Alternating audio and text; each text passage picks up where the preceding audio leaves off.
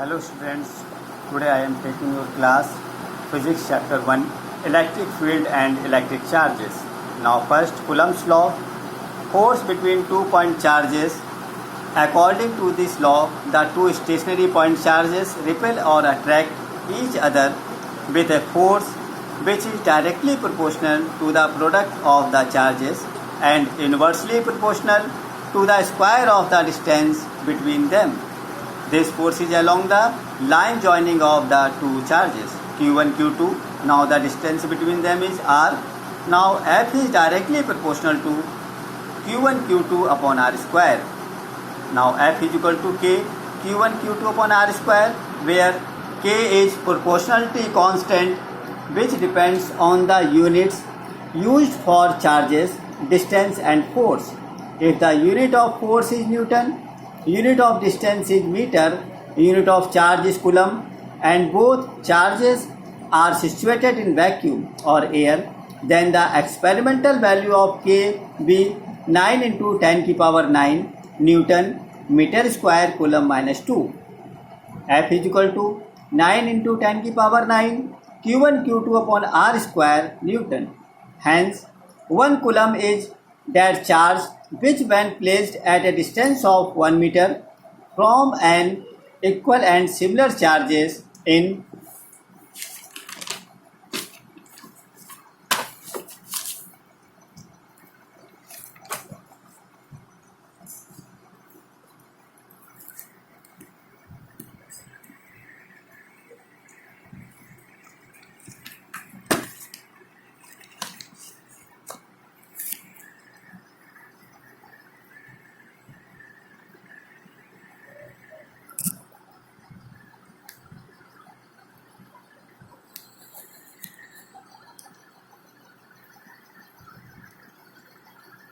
vacuum or air repel at with a force of 9 into 10 की power 9 Newton. The proportionality constant K is equation 1 is written as 1 upon 4 pi epsilon 0. Hence, F is equal to 1 upon 4 pi epsilon 0 Q1 Q2 upon R square. 1 upon 4 pi epsilon 0, the value of 1 upon 4 pi epsilon 0 is 9 into 10 to the power 9 Newton meter square per coulomb square. The constant epsilon 0 is called permittivity of free space. Dimension of 1 upon 4 pi epsilon 0 ml3 t minus 4 a minus 2. The value of epsilon 0 is equal to 8.85 into 10 to the power minus 12 coulomb square per Newton meter square. Dimension of epsilon 0 m minus 1 l minus 3 t power 4 a square. In MKS system, unit of epsilon 0 is kg minus 1 meter minus 3 second 4 and ampere square. When the surrounding medium is not vacuum or air but some insulating material or glass, wax, paper, oil, etc., then the force between the charges is given by 1 upon 4 pi epsilon Q1 Q2 upon R square, where epsilon is called the absolute permittivity of material medium. For air, epsilon is equal to epsilon 0. For other materials, epsilon is equal to K times epsilon 0, where K is dimensionless constant is called dielectric constant or relative permittivity or specific inductive capacity of the material is called dielectric. F is equal to 1 upon 4 pi epsilon 0 K Q1 Q2 upon R square. Coulomb's law and gravitational law. Now Coulomb's law, F is equal to Q1 Q2 upon R square resembles the inverse square law of gravitation. F is directly proportional to m1 m2 upon R square. Q playing the same role as m in gravitation, the former gives the electrical force acting between the two charged particles while the latter gives the gravitational force between them, although both the forces follow the same types of law. but they differ in two respects. Firstly, the electrical force may be attractive as well as repulsive, while the gravitational force is always attractive. Secondly, the electrical force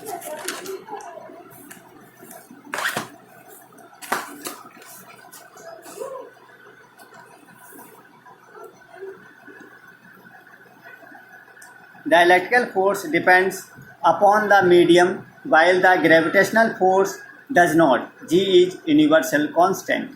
Furthermore, electrical force are much stronger as compared to the gravitational force. Importance of Coulomb's law. Coulomb's law is true for point charges separated by from very large distances to very small distances, such as atomic distance near about 10 power minus 11 meter and nuclear distances near about 10 power minus 15 meter. Therefore, it is not only gives us the force acting between charged power bodies but also helps in explaining the forces which bind electrons with nucleus in an atom, two or more atoms in a molecules, and several atoms or molecules in solids and liquids in our daily life.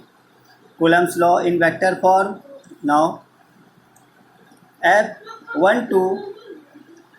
Now when the Q1 Q2 is greater than 0, yani same sign, F12 and F21, two forces between the two charges Q1 Q2, and distance between them is F12 is R12 and F21 this is R21. Now R21 is equal to unit vector is equal to vector upon modulus yani magnitude.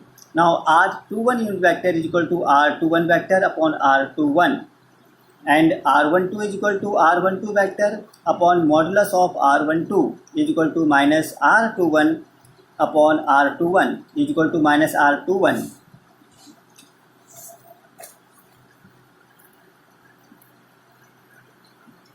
The force acting on charges Q1 due to charge Q2, F12 is equal to 1 upon 4 pi epsilon 0 Q1 Q2 upon R12 square into R12 unit vector. F21 vector 1 upon 4 pi epsilon 0 Q1 Q2 upon R21 square R21 unit vector. F21 vector is equal to minus times of F12. Now if Q1 Q2 is less than 0, yani both are in opposite sign, Q1 Q2 and distance between them is R12 and R21, F12 is the force between them, and F21. F21 is equal to 1 upon 4 pi epsilon 0 Q1 Q2 upon R cube R21 unit vector, and F12 is equal to 1 upon 4 pi epsilon 0 Q1 Q2 upon R cube R12 vector. Importance of Coulomb's law.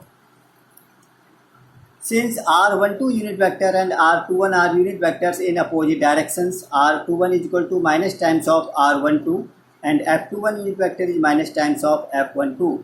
That is, the force exerted by the two charges on each other are equal and opposite. Newton's third law is obeyed. Thus, the electrostatic force is the central force.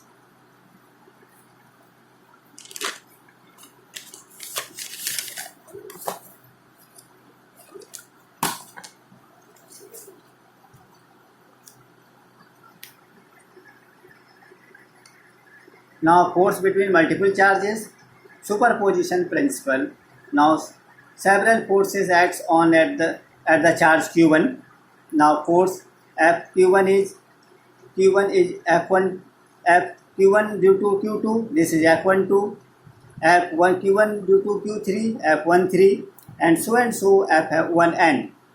If the system contains a number of interacting charges, then the net force on any one charge due to the other charges is the vector sum of all the forces exerted on it by all the other charges. The individual forces are unaffected due to the presence of the other charges. Now this chapter is finished.